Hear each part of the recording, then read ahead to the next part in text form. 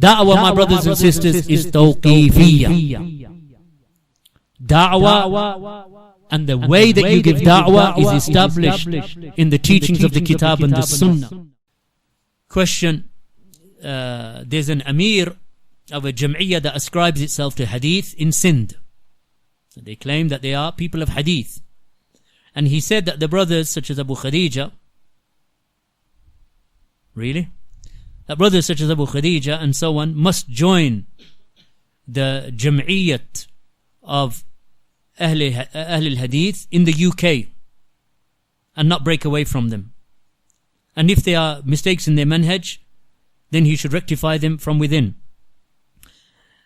When we say mistakes in manhaj, I mean, his advice is rejected and mardud, because this individual doesn't know what he's talking about. He doesn't, if this is what he believes is the way of Ahlus Sunnah, to join the people who have errors in usul and the foundations of the religion, to join them and to infiltrate them and change them from within. We are not jawasis, we are not spies, and we are not infiltrators into the jama'at, and we sit there as if we are hiding amongst their ranks, and then we try to change them from within. Because and that's the hidden approach. If you take the open approach by joining them and refuting them from within, they'll kick you out within 24 hours, because they won't tolerate any any challenging of their authority and their ideology and their methodology. And this is from 30 years of experience with this Jam'iyyah in the United Kingdom, which is called Markazi Jamiyyat Ahl al-Hadith, which actually its headquarters in Birmingham, that is where the United Kingdom headquarters were.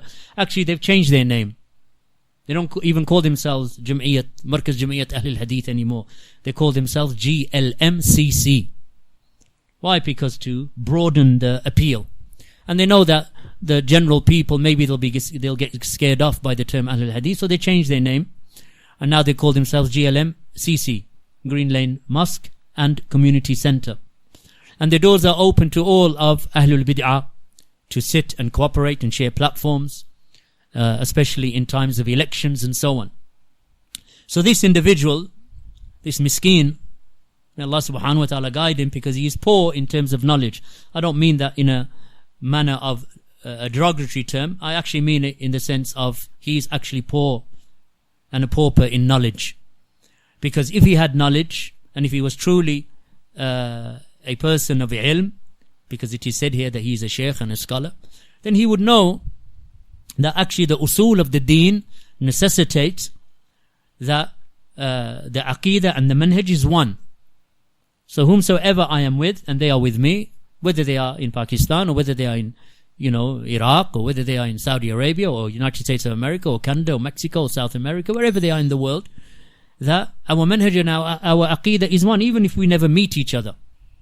Our aqeedah is one, our manhaj is one. Where is that aqeedah and manhaj found? In the books of aqaid of the Salaf, such as Usul Sunnah of Ahmad ibn Hanbal, or Al-Ibanatu Sughra and Kubra of Ibn Battah, or Al-Ha'iyya, some small lines of poetry from Ibn Abi Dawud al-Sijistani, or Sharh al-Sunnah of Al-Barbahari. These are books of Aqeedah of the Salaf.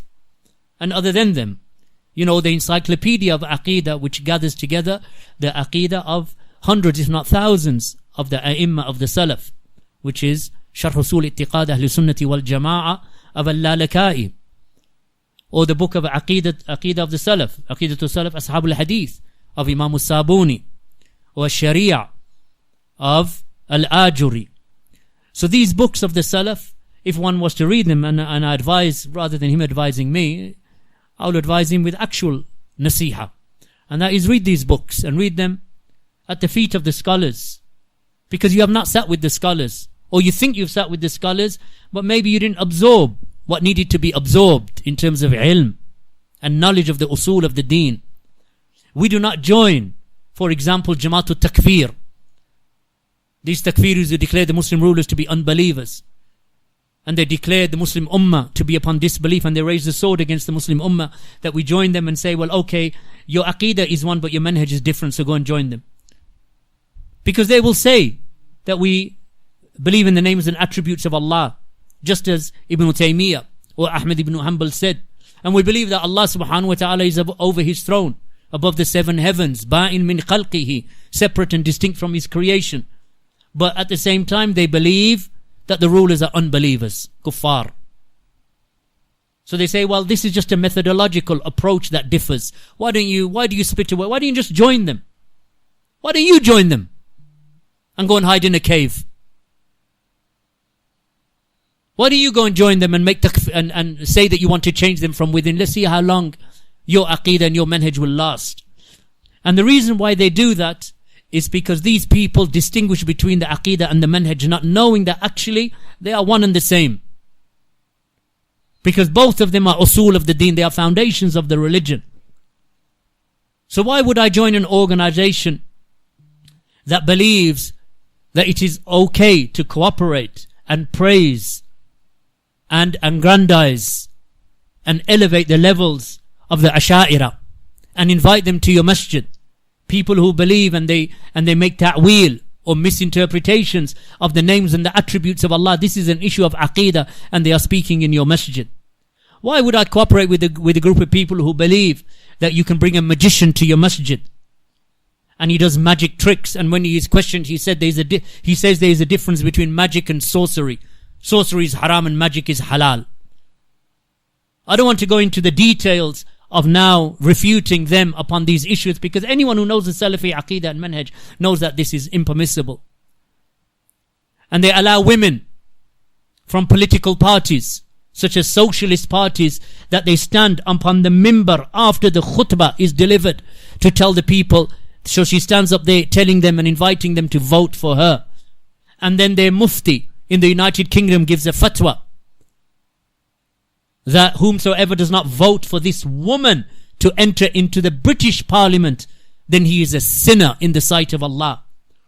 So this pauper, and I use the term advisedly because he is a miskeen in terms of ilm and usul and the knowledge of the aqeedah, he accuses myself or others similar to myself of making partisanship by not cooperating with those who are nothing more than an ikhwani organization that encompasses and tolerates all types of bid'ah, misguidance, ikhtilat between the men and women at their gatherings, and nasheed and singing and music and making movies, because they make movies as well. They bring actors to make movies outside of their masjid about drug abuse and car accidents and fast cars and so on. Actors pouring red paint or red erasable paint upon their bodies as if they've just been shot or accident has occurred, and they make movies like this, and they say that this is the manhaj of da'wah. Da'wah, my brothers and sisters, is tawqifiyya.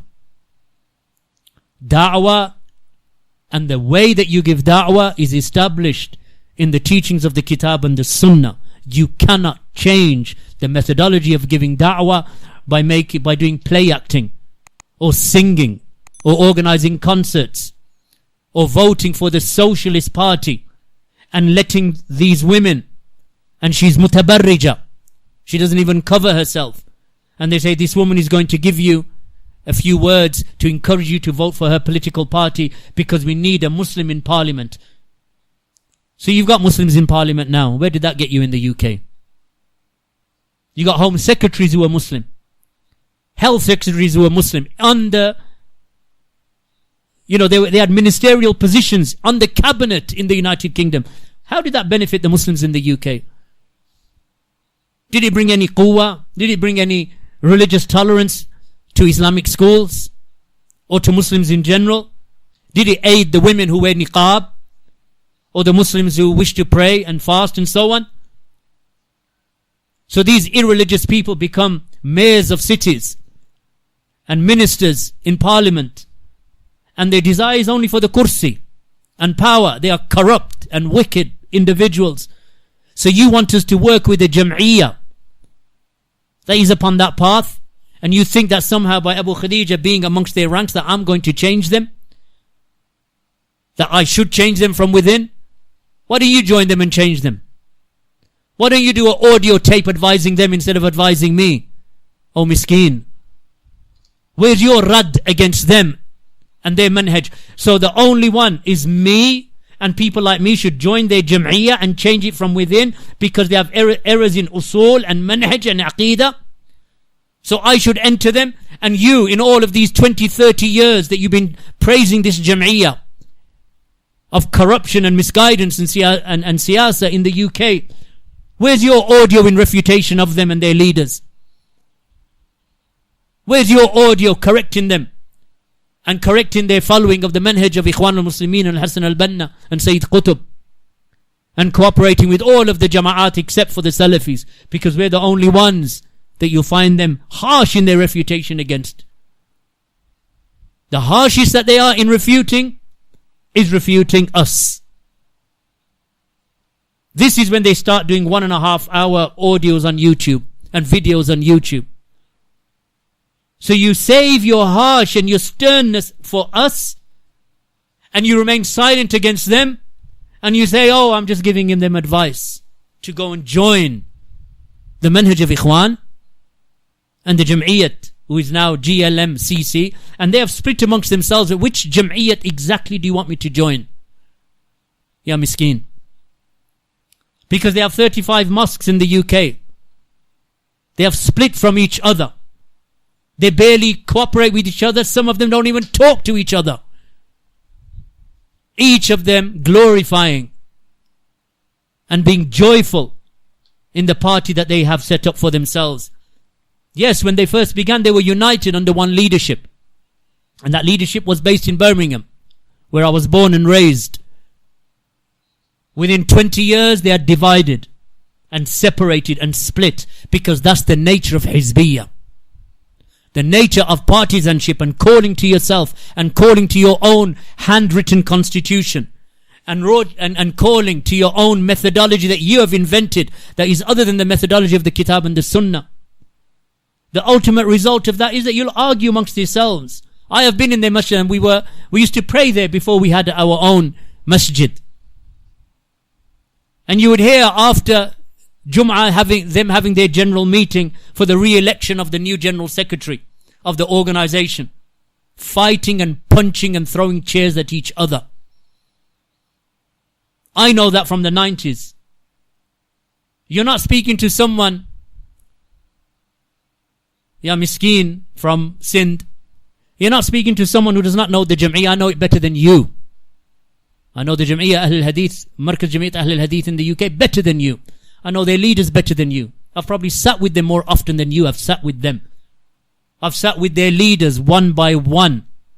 Myself and my brothers. Sat with them, explained to them. It was them who allowed Muhammad Surur Zain al-Abidin, the founder and the muassas of this Sururi sect. He used to give lectures and durus in their masjid, in the headquarters of their masjid at Green Lane in the 90s. They are the ones who had the books of Qutb and Mawdudi upon their shelves, and they would not remove them. They are the ones who banned the Salafis from giving durus in their masjid. You want us to join them after they have banned us? How do you think they will accept us? Except that I bow my head to them and give a bay'ah of sorts, even if it is not a physical, literal bay'ah, but that I concede and I give up and I concede the manhaj of the Salaf just so that I can join their numbers. No, you are the one who is mistaken. You are the one, Allah yahdik, Allah guide you. You are the one who needs to understand the Salafi usul and the Salafi manhaj, and know that the jam'iyyat that are present today were not found amongst the ranks of the Salaf of this ummah. Which jam'iyyah was Abu Hanifa a part of? Name the name of the jam'iyyah.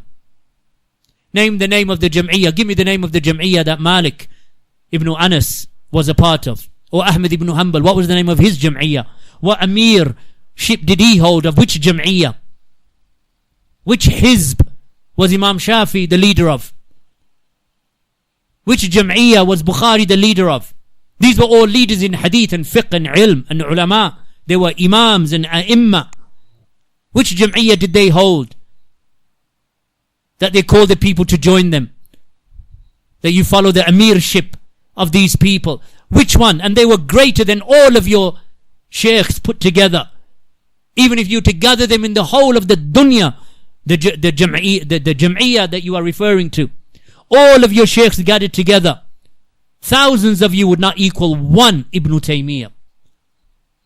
Yet Ibn Taymiyyah had no jam'iyah, no hizb, no firqa. He was Ahlul Sunnati wal Jama'ah, and his madhab was the madhab of hadith and sunnah and salafiyah. That was Ibn Taymiyyah, Ibn Qayyim, Ahmad ibn Hanbal. So, thank you for your nasiha, and I hope that someone conveys this nasiha back to him, because it is more pertinent.